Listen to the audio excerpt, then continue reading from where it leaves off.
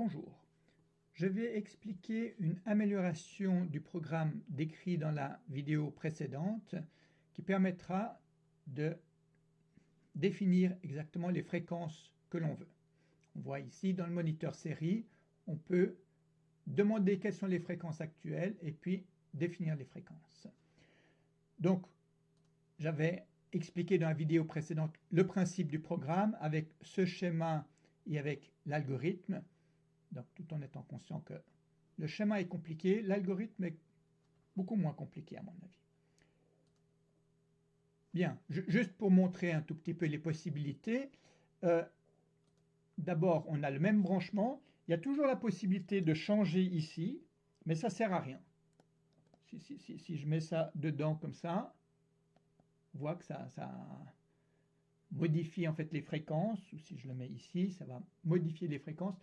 Mais en réalité, ça ne sert à rien du tout. Donc ça va être éliminé par la suite. Je reviens ici. Donc, si je viens ici, je tape F, ben, il me donne les deux fréquences actuelles. Et comme j'ai branché tout à l'heure un fil, c'est ça qui a changé les fréquences.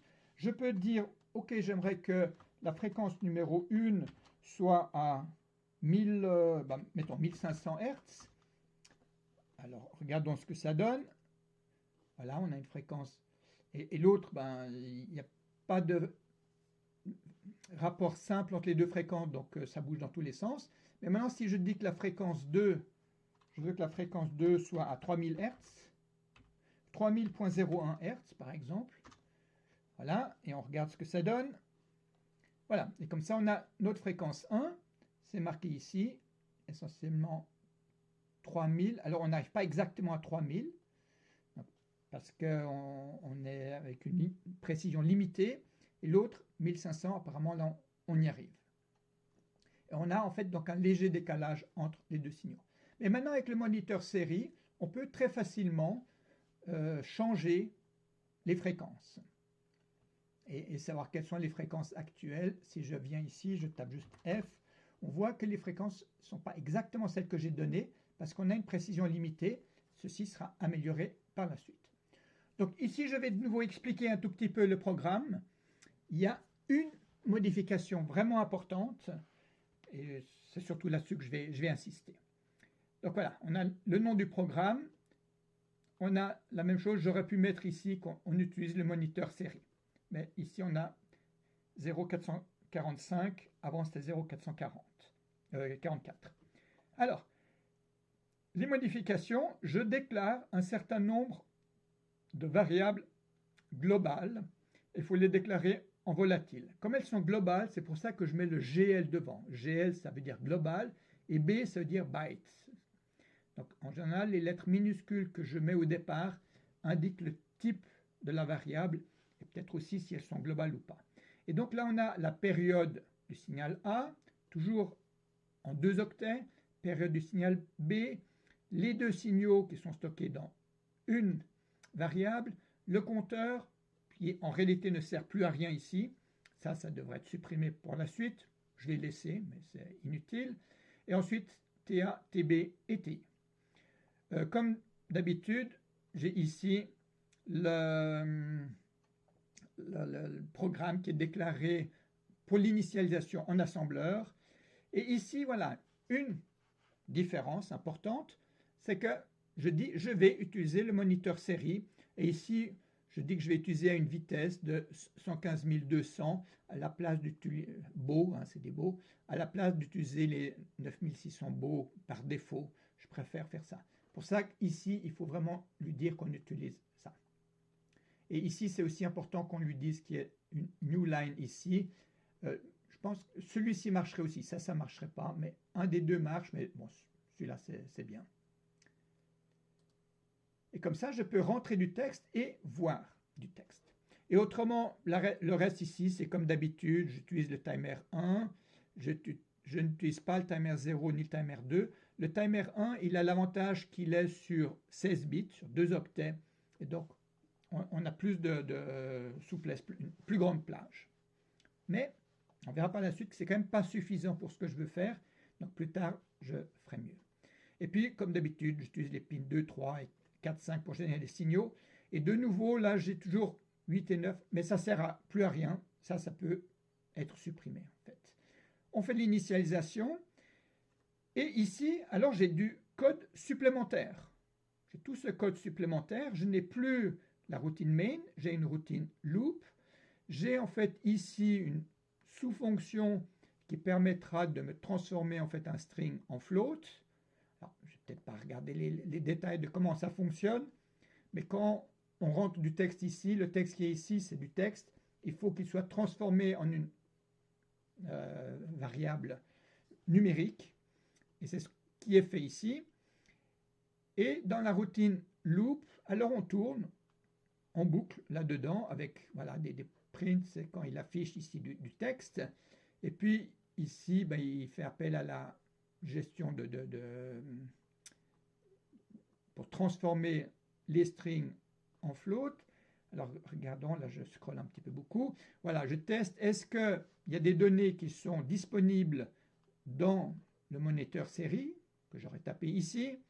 Si c'est le cas, je lis caractère par caractère. Alors il existe, je vais quand même scroller de nouveau et voir les commentaires que j'ai écrits au-dessus. Il existe une fonction qui s'appelle readString, mais qui en l'occurrence ne fonctionne pas parce que dans ce programme, je désactive le timer 0 et lui, il utilise indirectement le timer 0. Tout ça, ça se trouve dans le programme d'Office, hein, de l'environnement d'Arduino qui s'appelle stream.cpp. Je vous montre un peu rapidement. Voilà, il est ici, ce programme. Et ici, on voit qu'on a une fonction timeRead qui utilise la sous-fonction melee. Et la fonction melee, il utilise en fait la routine d'interruption du timer 0 que j'ai désactivée parce que si on la laisse activer, eh bien, ça peut perturber le bon fonctionnement du programme. Et donc tout ce qui utilise timeRead, et en particulier la routine readString, mais on a voilà, readString et il y en a d'autres que j'ai indiqué. J'ai cru que voilà. Non. Ah, si, ici. Que j'ai indiqué ici. Ben, elles ne pourront pas être utilisées. Ça, c'est un peu le prix à payer, mais ce n'est pas très important puisque on peut utiliser le read et je lis caractère par caractère et ensuite je me crée un string en lisant ces caractères et ensuite je fais un traitement du string. Le 0x0a, c'est justement le new line qui est là, c'est-à-dire à la fin on termine chaque entrée par le caractère qui veut dire line feed et de cette manière j'ai détecté que je suis en fin de texte et ici voilà là j'enlève tous les line feed, les return et puis les blancs s'il y a des blancs. J'imprime le texte, c'est ce que on voit quand voilà ici quand j'ai tapé F2 égale 500, c'est ce que j'imprime ici. Et ensuite je teste, est-ce que je commence avec un F? Si je commence pas avec un F, il fait rien. Si je mets A ici, typiquement, il ne se passe rien du tout, il met juste A, mais voilà, c'est ce qui est là. Mais ensuite, il fait rien d'autre. Si j'ai un F, est-ce que j'ai un 1 qui suit le F? Donc le caractère qui suit directement le F, est-ce que c'est un 1? Si c'est le cas, bah, je vais changer la fréquence du signal 1. Et si c'est un 2, bah, je changerai la fréquence du signal 2. Alors si je suis là, voilà, j'appelle cette routine qui détectera où est-ce que j'ai un signe égal et ensuite qui prendra le nombre qui suit le signe égal et qui me le mettra dans un float qui sera mis dans ce VFREC. Ensuite, je change la fréquence en une période. Et comme c'est une demi-période, ici, je n'ai pas 16 millions, qui est la fréquence en Hertz de l'Arduino, mais j'ai la moitié, qui est 8 millions. Donc, je fais 8 millions divisé par FREC. Ça me donne la période en nombre de cycles. Et ensuite, je dois encore scinder cette période pour avoir la partie haute et la partie basse dans 2 bytes. Et c'est là où je perds un peu de précision. Le float, il a 7 chiffres de précision, tout petit peu plus que 7 chiffres de précision, tandis que là, je perds un peu de précision en faisant ça. Et puis ensuite, voilà, j'imprime quelle est la nouvelle valeur de FREC 1 et quelle est la nouvelle valeur de FREC 2. C'est ce qu'on voit ici. Ok, ça c'est la partie de ce côté-là. Mais ici, il y a plein de codes. Est-ce que ça n'entre pas en conflit avec les registres qui sont ici en assembleur? Ben, si, et c'est pour ça qu'il faut faire attention. C'est la deuxième partie pour laquelle il faut faire attention. Vous voyez des commentaires pas très utiles ici. Je vais enlever ça. Ici, j'ai comme d'habitude les variables. C'est exactement la même chose que dans la vidéo précédente. Toujours par paire ici, on stocke la période sur un octet.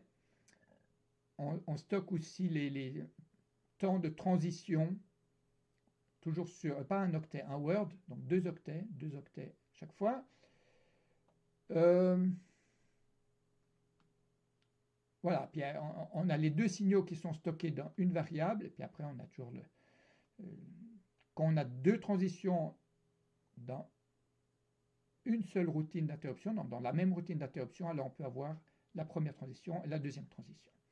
On a de nouveau l'initialisation. Je ne vais pas m'attarder sur cette routine d'initialisation. Ici, par contre, je stocke, c'est cette instruction STS, je stocke dans les variables globales. Je reviens ici en arrière et je réinsiste sur ces variables globales qui, elles, sont stockées en RAM. Toutes celles-là sont stockées dans la RAM. Ce n'est pas stocké directement dans les registres. Alors, je stocke les valeurs principales ici. Je fais un retour de cette fonction d'initialisation. Et ensuite, on a la routine de gestion d'interruption. Et là, le début se complique.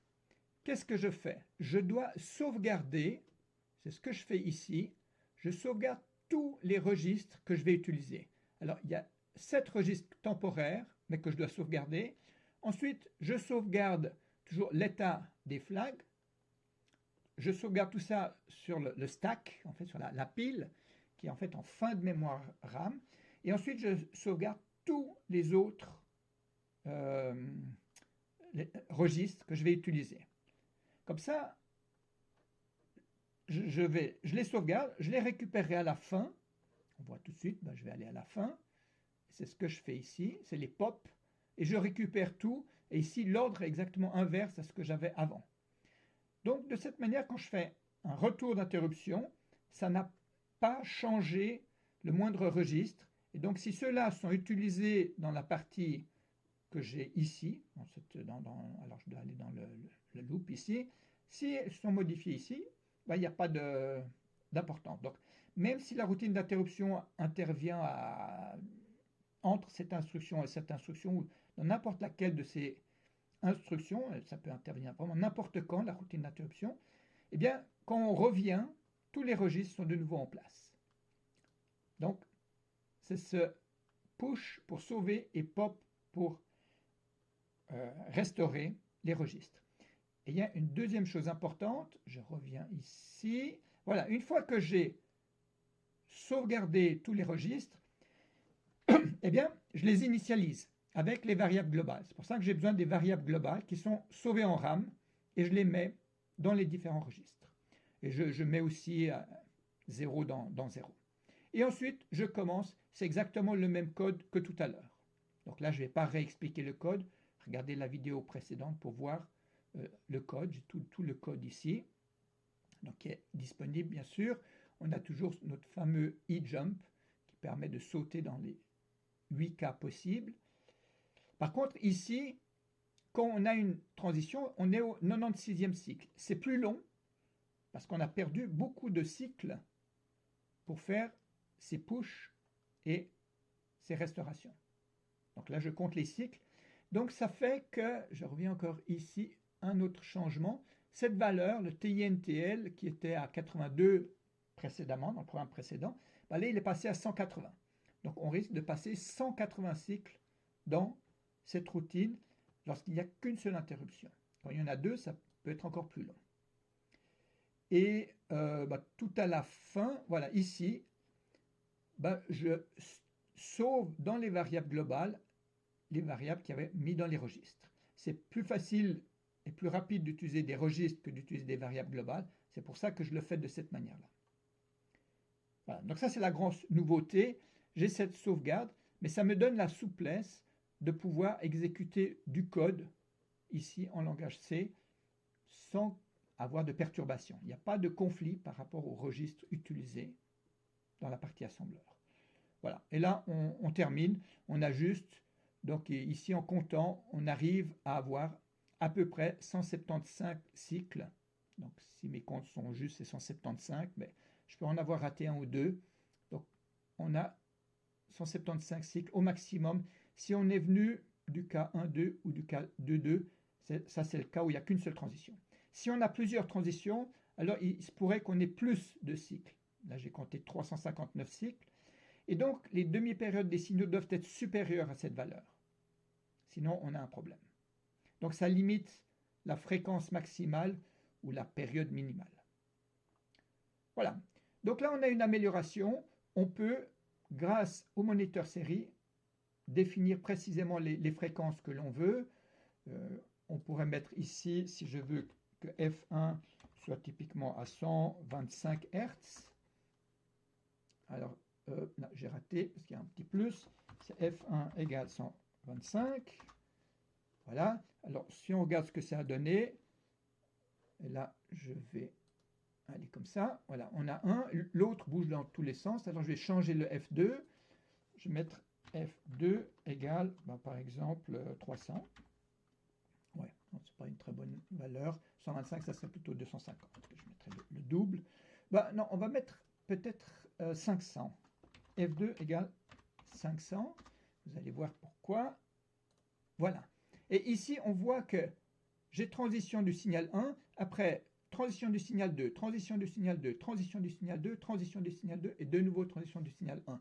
Donc on peut avoir plusieurs transitions d'un signal entre deux transitions de l'autre signal. Voilà. Et ici, on a les deux fréquences qui sont exactement 125 et 500, donc ça marche bien.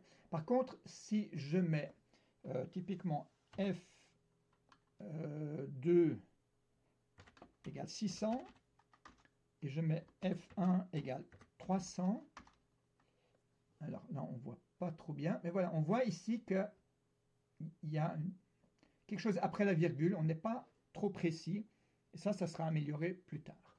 Bon, ici, ça marche bien, mais parfois, quand on veut avoir deux fréquences, on a l'impression qu'une fréquence est multiple de l'autre, et on a quand même un petit décalage, on n'a pas exactement un rapport de fréquence entier. Ici, ça marche bien. Ok, dans la prochaine vidéo, je montrerai encore une amélioration, et encore plusieurs autres dans des vidéos qui vont venir. Pour l'instant, je m'arrête ici. Merci, au revoir.